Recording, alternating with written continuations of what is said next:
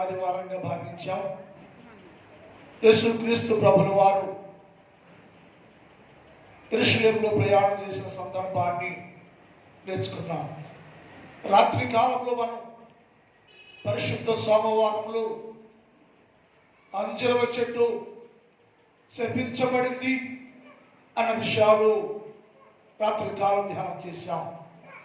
ఈరోజు పరిశుద్ధ మంగళవారంలో ఏర్పాటు చేయబడిన పాఠములో యేసు ప్రభుల వారు ఈరోజు తిరిగి మరలా యెరూషలేములోనికి ప్రవేశించారు. యెరూషలేము దేవాలయం ఉండాలని వచ్చారు. యెరూషలేము దేవాలయాన్ని దర్శించి దానిలో బోధించి ఆ దేవాలయంలో నివాసం చేయాలని ఉండాలని యెరూషలేములోనికి ఈరోజు యేసు ప్రభుల వారు వచ్చే విధానం ఈరోజు పాఠం. అంటే యెరూషలేము దేవాలయాన్ని వచ్చిన ఉద్దేశం వేరు, జరిగిన ఉద్దేశం వేరు. వచ్చిందేమో యెరూషలేములో నివసించి ఈరోజు సువార్త ప్రకటించి వారితో మాట్లాడుతూ కొరకని యేసు ప్రభుల వారు వచ్చారు. కానీ లోనికి రాగానే లోపల భాగంతో భయంకరంగా ఉంది అని రాయబడి ఉన్న మాట మనం చూద్దాం. మత్తయి సువార్త 21వ అధ్యాయం 12వ వచనం చూడవచ్చు. యేసు దేవాలయంలో ప్రవేశించి దేవాలయంలో ప్రవేశించగానే దేవాలయం అంత అక్రమంగా ఉంది. యేసు ప్రభువేమో సిలువేయబడే ముందుగా మందిరాన్ని యెరూషలేము దేవాలయాన్ని దర్శించి దానిలో సువార్త ప్రకటించి వారిని బలపరచాలని వస్తే ఆ మందిరం అంతా ఎలా ఉందంటే క్రయ విక్రయము అక్రమము జరుగుతుంది అని రాయబడి ఉంది. ఎందుకు జరుగుతుంది? యేసయ్య అన్నారు, నా మందిరము సమస్త అన్ని జనులకు, సమస్త మానవాళికి, సమస్త జనులకు ప్రార్థనా మందిరము అనబడును అన్నారు. అంటే ఒక మనుష్యుడు దేవుని ఆలయానికి వచ్చి మందిరానికి వచ్చి ప్రార్థన చేసుకొని సమాధానపడి శాంతి పొందుకొని నెమ్మది పొందుకొని ఆశీర్వాదం పొందుకుంటే స్థలం ఏదంటే దేవుని మందిరం. మనసులో నెమ్మది లేకపోతే, కుటుంబంలో శాంతి లేకపోతే మందిరంలోకి వెళ్ళి కొద్ది నిమిషాలు ప్రార్థన చేసుకుంటే, ప్రార్థనలో జీవితం గడిపితే శాంతి వచ్చింది, సమాధానం వచ్చింది, నెమ్మది వచ్చింది అనేదాన్ని దేవుని మందిరం కూడా ప్రత్యేక. అందుకని యేసయ్య అన్నారు, నా మందిరము సమస్త అన్య జనులకు ప్రార్థన మందిరము అనబడును. ఈ ప్రార్థనా మందిరంలోకి అనేక మంది ప్రార్థన చేసుకోవాలి. ఈ ప్రార్థన మందిరంలో పరిశుద్ధ తీరు పొందుకోవాలి. ఈ ప్రార్థన మందిరంలో దేవుని సహవాసం పొందుకోవాలి. ఈ ప్రార్థన మందిరంలో దేవునికి ఆశీర్వాదం పొందుకోవాలని స్థలం అది. అని భక్తుడు దావీదు ఒక మాట మాట్లాడతారు. 27వ కీర్తన 4 నుంచి చదువుతాం. 27వ కీర్తన, యెహోవా యందు వరం అడిగాను నేను, దాన్ని వెతుకుతున్నాను నేను. ఏంటది వరం అయ్యా? యెహోవా దగ్గర లోకంలో మనుషులు ధనమో డబ్బో ఆస్తినో వరంగా అడగలేదు దావీదు. యెహోవా యందు నేను వరం అడిగాను, అది వెతుకుతున్నాను దాన్ని నేను. ఏంటయ్యా వరం? యెహోవా ప్రసన్నతను చూడటానికి ఆయన ఆలయములో ధ్యానించుటకును నా జీవిత కాలం అంతయు యెహోవా మందిరములో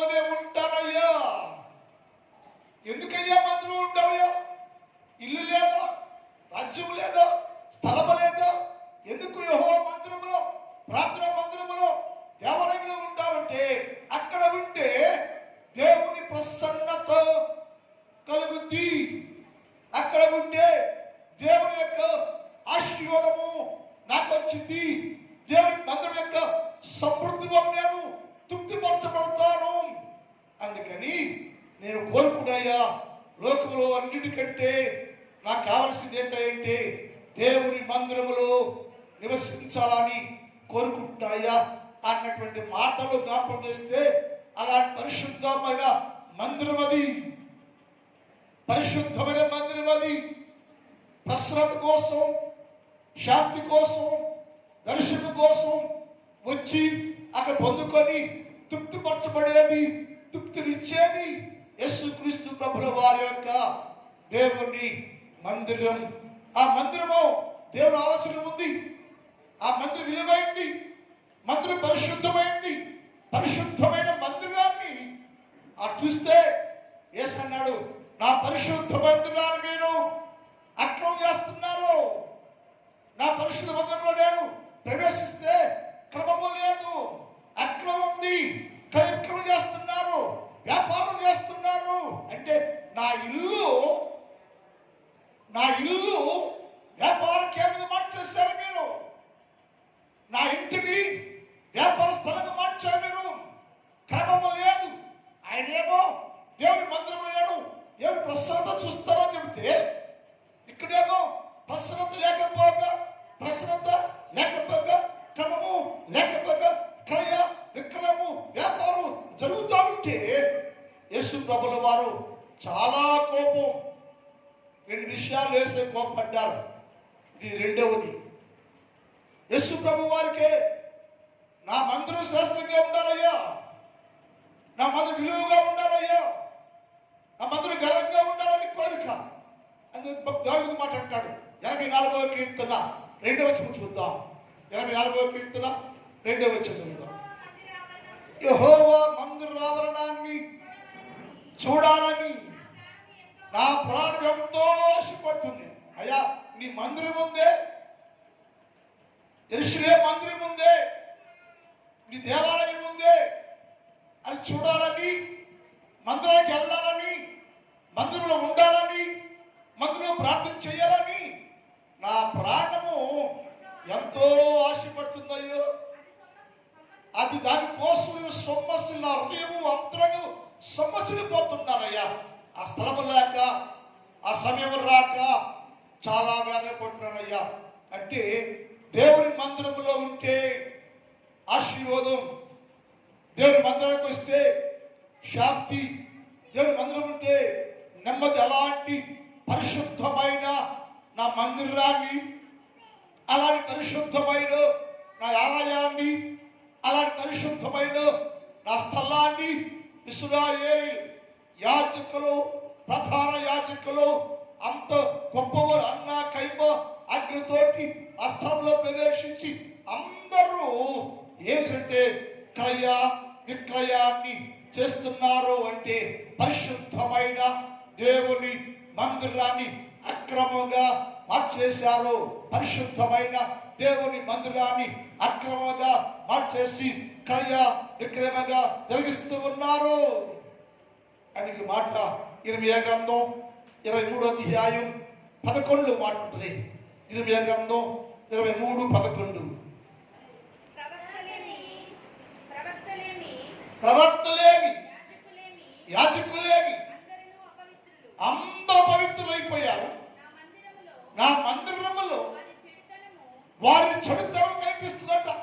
యేసు ప్రభు వారు మందిరంలో రాగానే, యెరూషలేములో ప్రవేశించగానే ప్రవక్తలు ఉన్నారు, అక్కడ ప్రధాన యాజకుడు ఉన్నాడు, అన్నా కైపా ఉన్నారు.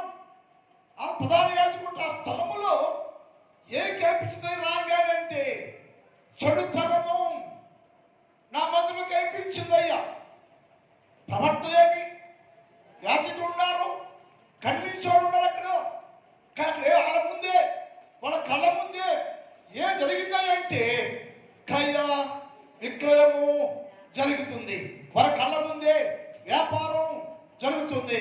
కానీ వారు ప్రధాన యాజకులను పడేవారు, ప్రవక్తలను పడేవారు, అన్నా కైప ఈ గొప్పవారందరూ కూడా ఎవరు కూడా వ్యాపారాన్ని తప్పు అని ఖండించలేదు. అంటున్నాడు, నా మంత్రము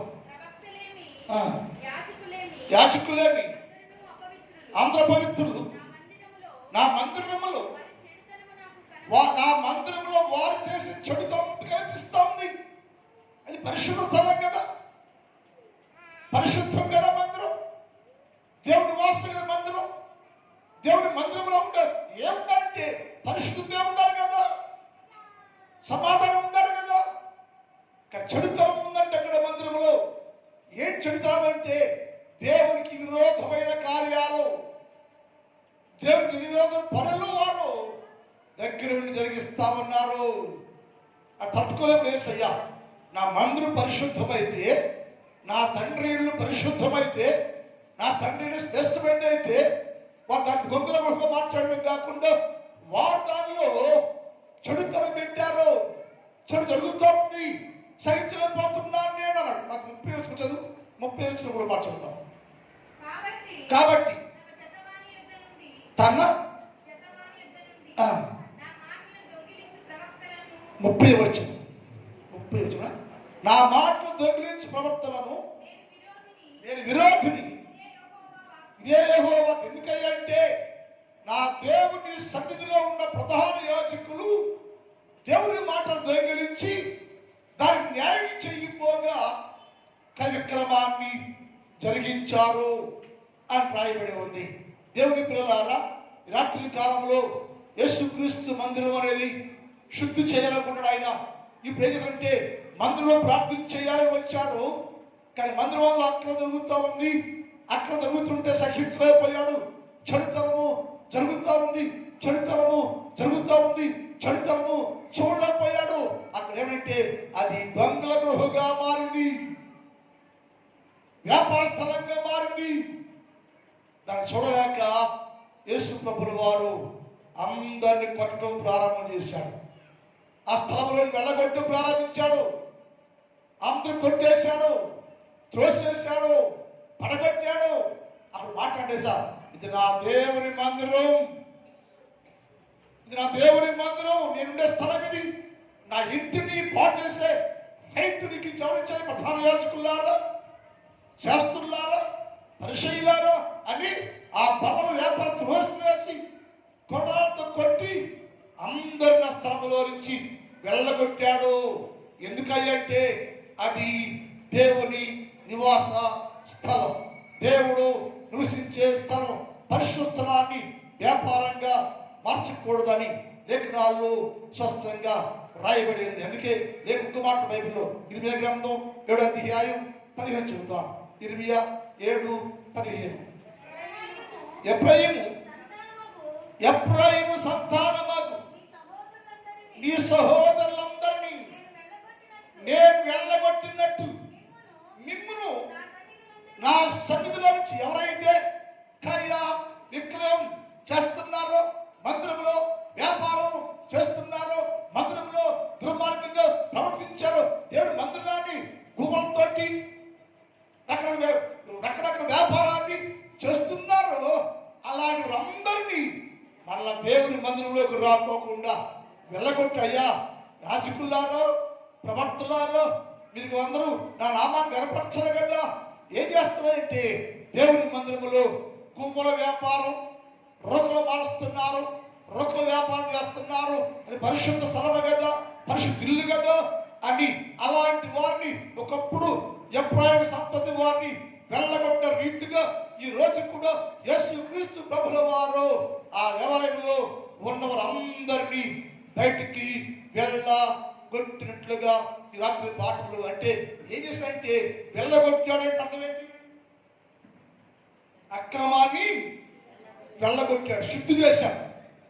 ఈరోజు పాటలు ఏంటంటే యేసు ప్రభు దేవాలయాన్ని శుద్ధి చేయట, పాటు చేసిన ప్రజలు, పాటు చేసిన యాజకులు, పాటు చేసిన ప్రధాన యాజకులు పాటు చేశారు అన్నా కైపో.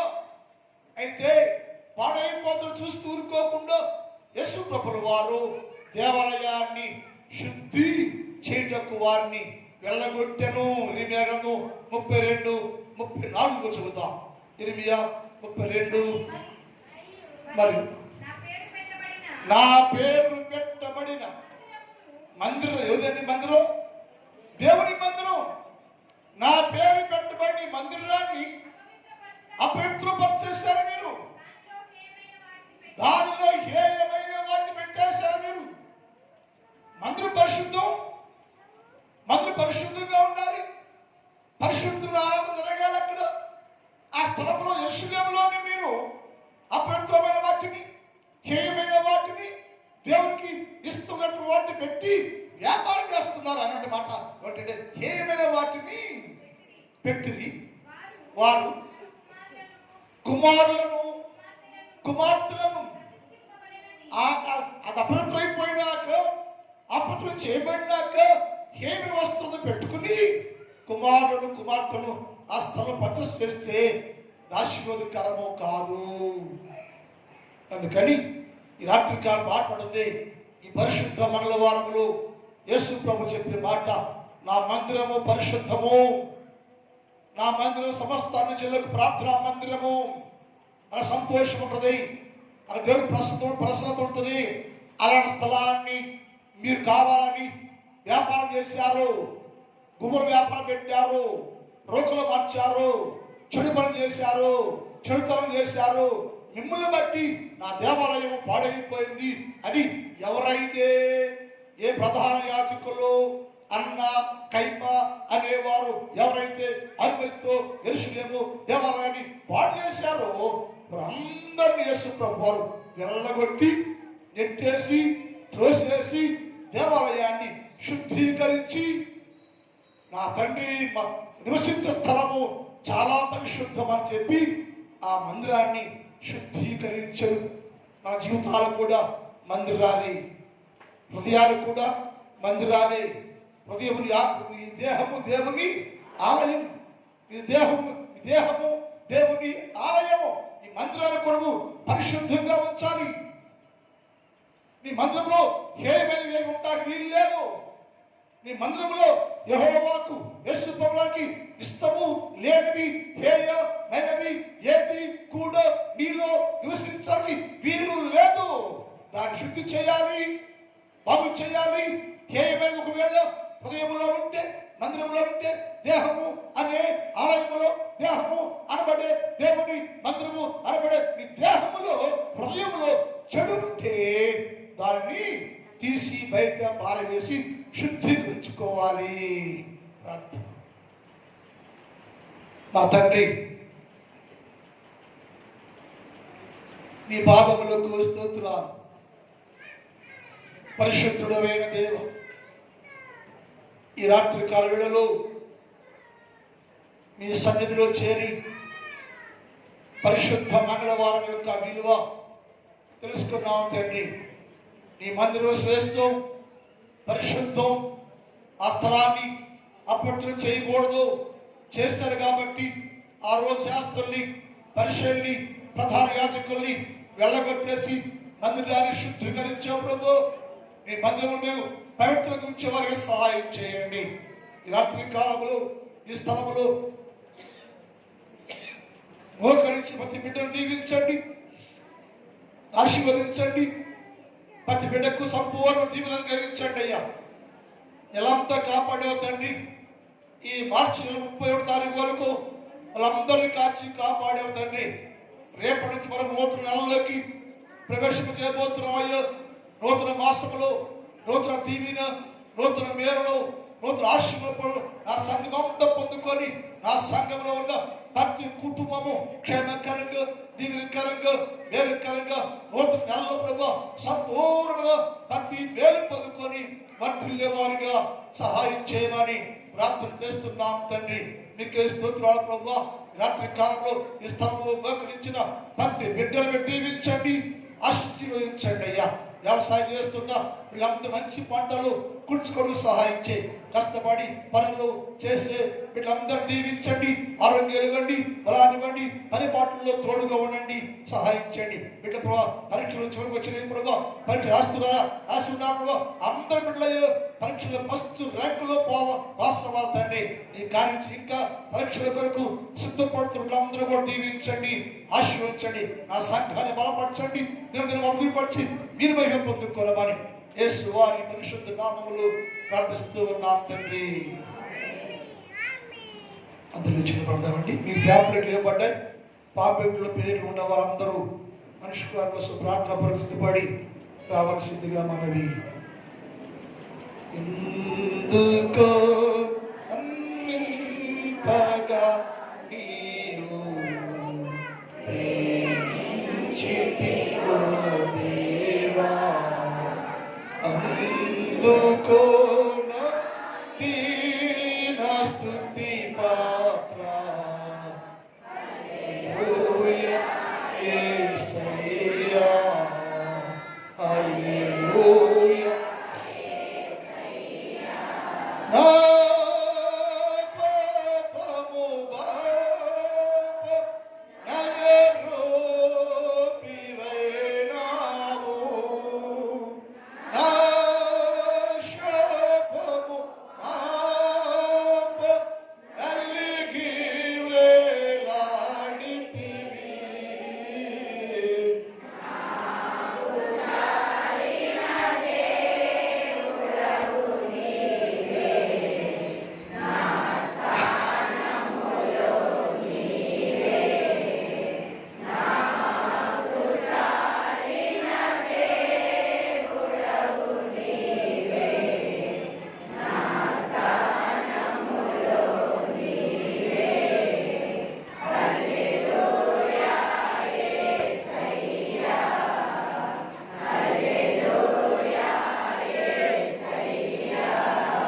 తండ్రి దేవుని ప్రేమ, కుమారుడు యేసుక్రీస్తు వారి కృప, పరిశుద్ధాత్మ దేవుని యొక్క అన్యోన్య సహవాసం ఇప్పుడు ఎప్పుడు ఎల్లప్పుడు సదాకాలము మనందరికీ తోడైండును గాక. ఆమేన్. హల్లెలూయా, హల్లెలూయా. వందనాలండి.